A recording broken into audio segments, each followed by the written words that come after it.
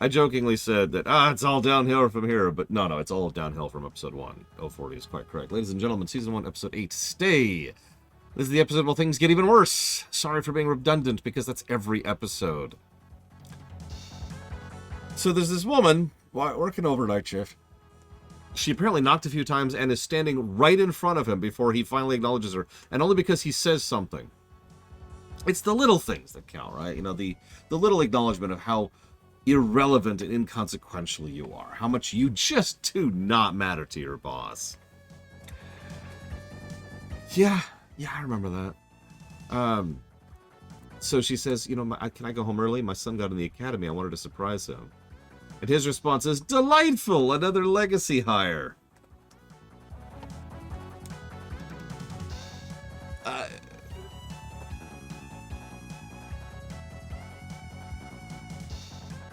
Real quick, thank you, Dante Bronson, as always. Much appreciate the sub. If you want to put that towards anything particular, up to 3 things, please let me know. Yeah, this guy, what's really, really messed up, this guy is a good boss by Cyberpunk standards. He does give her congratulations, and he is actually willing to let her go early if she does something for him. So, he's still a dick about it, and he's still dismissive, and he still treats her like she's the scum on the bottom of his boots, but that still makes him a good boss by their standards, which is really pathetic. Cool. But I also want to comment on that legacy hire thing. Do you remember, this, the built-in automatic nepotism, the inherent, you were born to the right person, so you're going to get a job because you're born to that personism going on here. I know, we have that in real life. We've had that in real life for millennia. I get that. But it's so automatic here. It's like, oh, your son's going to the academy. It'll be nice to have another member of your family working for us. Yeah, corporate dynasties, exactly. That's exactly what this is. This is just the blue bloods in a different expression. Family, but it is. Arasaka is literally a family business, which is even more messed up when you think about it. So that's cool. And then David shows up and has already blown the one guy's head off, and he turns to her and shoots her. And my first thought is, why? We'll come back to that. So we see some Arasaka white hats, and this is actually rather amusing to me, because this is actually a really important step in establishing our setting a little bit. Because we see these white hats, and they're trying to counter intel. This is a great song, but it's a little too loud.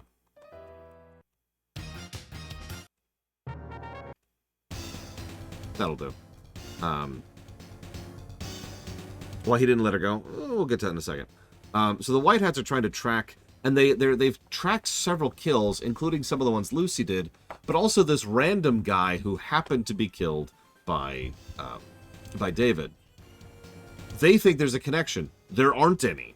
There is no connection between these 2 points, but they happen to be done by 2 people who happen to be sleeping with each other right now. So they think there's a connection, but there kind of isn't. And it's funny because they're like, all right, let's go and work out of this. So they start pulling them some strings, and they decide to pull a situation. So what do? They launch some goons, literally thugs, with some hardware against Faraday, trying to knock him over. Why do they do this? So that Faraday will go running to his employers, Militech, and demand more backing and support. They know Militech will tell him to go screw himself because Militech is just like they are, and then they will offer to give him a better deal with them. This is just another day in the office for Corpo. I do like that they're finally showing the Corpo side of things, though. Not the corporation side of things, the Corpo, the class. This is the kind of stuff that Corpos do when you're actually playing as one. Obviously, you can be the face, you can be the connections, but being able to pull the right string so that other people rumble into other people so you can pull the other string, that's a very Corpo move. This is also when they first name-dropped the concept of the skeleton, which is probably going to be our final arc locus point. It's our quest objective, right? The MacGuffin, whatever it is. We also see a nice shot of Faraday, a very obvious shot, but still a good shot of Arasaka, with 2 billboards on the left and Militech with 1 billboard on the right. And so in obvious opposition to each other, but also Arasaka probably is coming out dominant there, and that makes sense. This is on when we also see It takes 250,000 eddies to get to the moon. And they mention how cheap that is. Actually, I agree. That's relatively cheap. But you probably need some money once you're there. Like, what's on the moon? Exactly. This is a real question. I don't actually know what's on the moon. I know that they've got the regular launches. I know that they have some kind of bases up there. I know they have space stations. I don't know any deets. And still shaking. So, Arasaka offers the option to Faraday, which makes perfect sense. And flat out just says, yeah, give you $1 million to bring in the Netrunner alive. Or 500,000 out. Do you think what the exoskeleton might be right now? Well, logically speaking, an exoskeleton in this setting would probably be trying to adopt a full military Borg conversion suit, which, by the way, in stat terms is absolute death, onto someone who isn't fully Borg converted. Put simply, it's probably power armor. That would be my thought, right off the top of my head. And, well, there's a reason power armor tends to be a game changer in most settings. So, then we see Rebecca, who is crazy. There's an interesting tidbit where she says you need to go light on your chrome for a while, which is exactly what Dorio said to Maine with about as much impact here. Yeah, delightfully crazy. I've actually started to like Rebecca way more than I thought I would. I'm actually weirded out by this, because when she first showed up on camera, my first reaction was, but I did actually like this. I did actually like yeah, she started developing a lot more as a character, and I do like that she's got the competence and the capacity, but also she gives enough of a damn about people to bother. I mean, there's only two people who bother to reach out to David at all. One of them is Rebecca, and the other one is Lucy. We finally, as a consequence, see what was going through David's mind when he was freaking out. It's pretty gross. We also see something else here. So they show, this is kind of an interesting tidbit. We saw from Maine's perspective what his cyberpsychosis was like. He was totally disassociative. He was out in the Badlands, and everything around him was like, you know, Mad Max kind of a thing, right? And people were just black blurs. There was nothing there.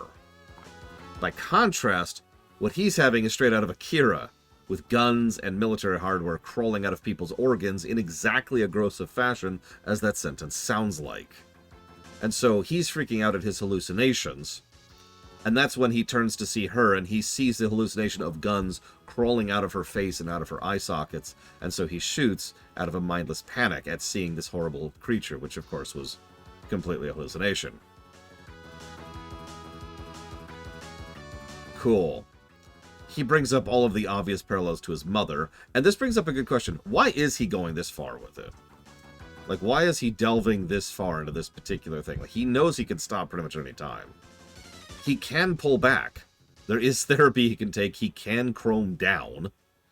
And they've got a decent amount of money in order to do a decent amount of things. We'll come back to that in just a second. He talks to the Doc for the last time. I imagine this will be the last time we see the Doc in the show. And he flat out says, not like you're ever coming back here anyways. Go on. Become a legend, or whatever it is you mercenaries do. So David says he's pushing himself for other people's dreams. Interesting. One moment.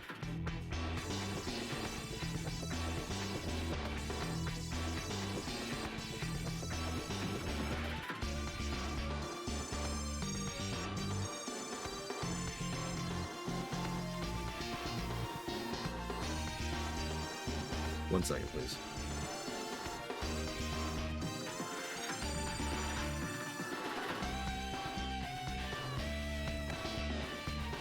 Yeah, so can one chrome down? Actually, yes. You're not really gonna... How do I explain this? So let's say I've replaced my arm with a gun death doom. I can also replace it with just an artificial arm and make it more human. There are also biological mods, and you can literally clone your own arm back. It depends on what kind of money you have access to. And he's living in a nice apartment in Night City. He probably has the money to actually pull back on Chrome. There's options, is what I'm trying to say. But even if you don't have a lot of money, you can just straight up remove, you know, the more invasive Chrome and replace it with just, this is your body but metal. Of course, he's not going to do that because he's an idiot, and that is ultimately my answer. He says he's chasing other people's dreams, and he says he's just caught up in the cycle. I've got to do something for Maine, and I've got to do... And yeah, obviously, Chrome is a little addictive. That is true. But at the end of the day, I think my answer for why David is doing this is literally just because he's an idiot. I'm sorry to say that, but again, I remember when I was 17. I have the unfortunate advantage of being 42 as of this recording, and staring at this from the perspective of age and experience. And I look at this and think, oh, well, this is easy, because it is. He actually has a whole lot of options available to him. Do you know how lucky he is? Do you know how fortunate and privileged he is to have options and resources and backing and people who cares about him and an actual functional crew? He's riding high, but no. But I don't think he really sees that. I don't think he understands that.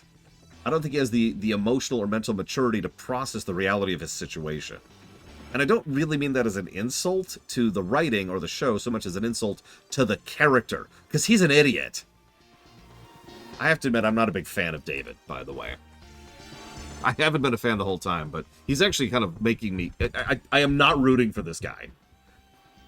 What's going to happen is extremely obvious, and we've all seen it from literally day one when he says, "Chrome me up." Like, the moment he said that, his path was aligned up.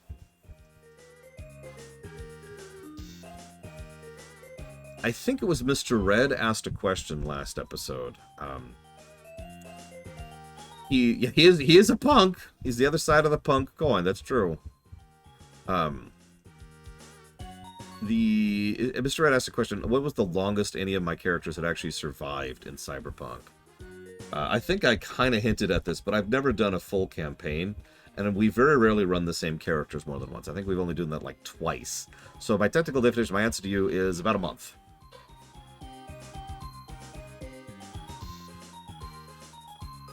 You remember that the group that got the steak dinner and the one guy who was excessively chromed? Well, they liked that campaign well enough to keep going for a little bit, and so we did keep going with that for a little bit. None of them survived their next adventure.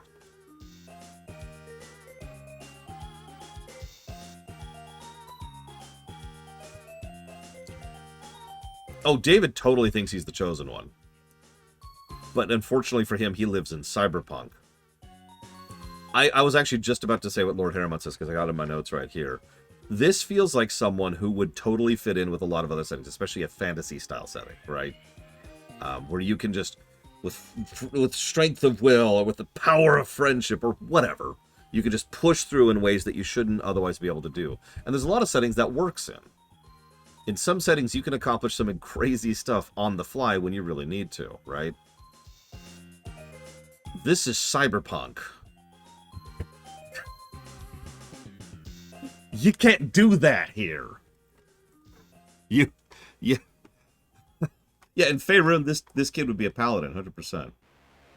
He does have some high resistance to Chrome, and they haven't explained that yet. It could just be genetic. Who knows? They don't really go into that. But, yeah, he's clearly already gone. Like, and frankly, you remember the scene where Doc was talking to him, and Doc starts mutating more and more as his hallucinations are getting worse and worse? What Doc says there is absolutely the truth. Are you not listening to me, or are you too far gone to listen to me? David is currently dead. He is at a point where I don't think he's capable of getting past this point, or recovering from this point. And I don't think he's mature enough to understand that. Now, I'm sorry, let me straighten that sentence up a little bit. I think if he actually did Chrome down, spent some time with some people, spent some time empathizing and interacting with individuals and just being a human, I think he could actually calm down from this. I think it's possible. But I don't think he has anything he needs to actually do that. Does that make sense? Yeah, get some real therapy, get some very human connections, have tons of sex with his amazing girlfriend. I'm not even joking. Like, that's a very intimate human connection that he needs to feel skin to skin, because that's going to help him to balance himself. That's going to help him to ground him. He needs that sanity anchor, right? I talk so much about sanity anchors. David has the advantage of having sanity anchors. He needs to take advantage of those. Yeah, he's feeling skin to Chrome. That's not the same thing. It isn't.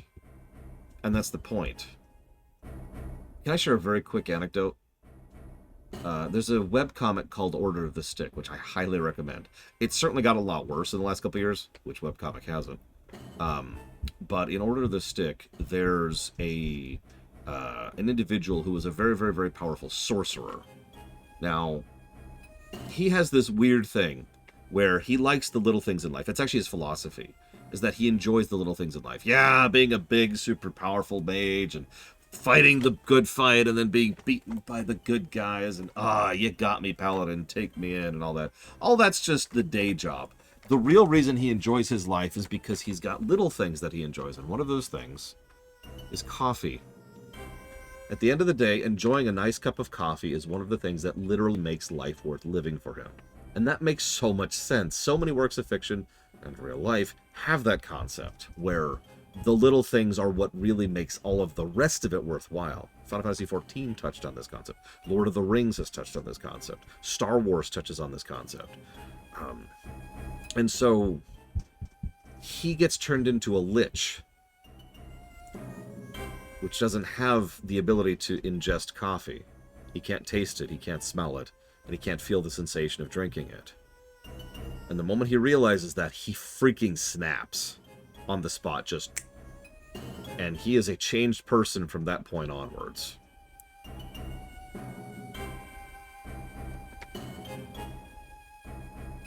There's also some theories that he's not even really there, but I don't want to go too down the rabbit hole. And there's a lot of depth to that webcomic. But the point is, we're talking about Cyberpunk, is season 1, episode 8. So it's right there in the title. So the idea of David not being able to physically reach out and feel skin to skin. Like, imagine just, let's throw sex off the table for a second. Just this, right? He is so chromed out that he can't even feel what it's like to actually hold Lucy at this point. And remember, she is one of his sanity anchors, or at least she should be. So I do think this is a situation that should be salvageable, that he's absolutely not going to be. If nothing else, because we have to have our fake drama. And yes, I am going to ding this episode for this, because then we spend entirely... Yeah, touch deprivation is a real thing. A real psychosis, or wrong word. A real psychological effect. But the episode leans very hard on fake drama, because the whole episode, he just won't actually accept it. He won't actually open up to Lucy, who's just asking him, what's going on, what's going on. And everyone, he doesn't open up to Rebecca, he doesn't open up to Lucy, he doesn't tell the truth to Kiwi, he just shuts down the whole time. And then finally, he tries to open up around Lucy, which naturally leads her to then shut up around him, because she absolutely refuses to be honest with him in return. This is really irritating.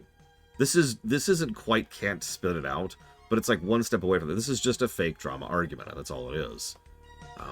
There's even the threat of breakup, which she immediately says, no, please, because emotional refusal. But in the middle of it, and again, she just cannot talk about what she wants. We don't even know what she's actually after at this point. She hasn't even really properly explained what the hell she's doing here. And if she actually reached out to him like a human goddamn being, there's a decent chance that she could pull him back from the brink, because again, sanity anchor. But no. Instead, she's going after whatever it is she's going after, which we still don't know, and then walks right into a trap. Lore shock. Oh, and Kiwi's the traitor. Lore shock. Yeah, the only thing we really know is she's going after Arasaka Netrunners, and that's it. I was going to comment on that. Rebecca has been doing a better job of reaching out to David than his freaking girlfriend. So how do we rate this one? Slugger Ed asks, what gives me pure terror? Cuttlefish. Gross. I'm leaning towards green, in all honesty. I hate to say that, but it's getting to the point where, well, there's still some good stuff here, but it's starting to be dragged down a little bit by some of the other stuff. And again, I do firmly think this qualifies as fake drama.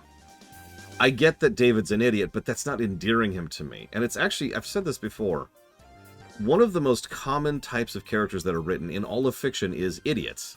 It's very normal. It makes sense because we're idiots, right? All of us are idiots at some point or another, or in some way or another, about some topic or another. It's easy to write an idiot because we're everywhere. But the irony is, it is so very difficult to do a well-written idiot. It's really rare. I can only think of like 3 examples off the top of my head right now. I'm sure there's more, but like, it's a rarity that you see a really, really well-written idiot, and you're like, yes, that's awesome. The rest of the time, you just see Sora. And yes, I know I come down hard on Sora, but you get my point. No, actually, Evo's actually has some very well-written characters that are idiots. It's actually great. I can't wait to release her book. Once I finally... What I'm going to do is I'm going to get some Wheatley is another great example. I'm going to get a chain, and I'm going to chain her to the desk and force her to edit her story, because her book is awesome. I've actually read it. In fact, I've already done my editing pass of it, but she wants to do her own editing pass, so it hasn't come out yet. But anyways... I know, Kira White Noise. Like, for God's sakes, can we just bring in the evacuation ship to Cyberpunk, to Night City? Like, let's just show up, because there's a lot of people getting on that ship. If you remember our run of 2077, there's a lot of people worth saving here. Like even in just this show, right? Honestly, I would be willing to save pretty much everyone here except for Kiwi. Except most of them are dead. Yeah, let's just get Maine's crew out of here. Let's go. Yeah, let's get Jackie out of here. Let's get frickin' the kids. Oh God, what's his name? The cop or the ex-cop? Yeah, Jackie's mom was good people, and Reed. Thank you. Yeah, Reed and River and just all of that. Get these people out of here. Get these people the hell out of here. I really, really want a freaking my Imperial destroyer to just show up it wouldn't be a destroyer, it'd be a transport vessel. Well, just shunk right up over the city and just be like, all right, come on, let's go. Don't worry, we're getting you out of here. We're getting you out of her. We're getting you home. There might be so much, we might need a second ship, for God's sakes. Okay, we got them all out. What do you do with what's left? Base Delta Zero. I repeat, Base Delta Zero. How many of them would refuse to go? That's a good question. It is their choice. You can't force evacuation on someone, not unless they're out of their right of mind. I need to write that story. I need to write an evacuation ship scene sometime, because I never have. I need to make Evo write one. I actually already answered that Sluggerhead, although I did give a joking answer. Powerlessness would be the answer. True powerlessness, not being able to do anything about yourself. That's the most terrifying thing that exists. I think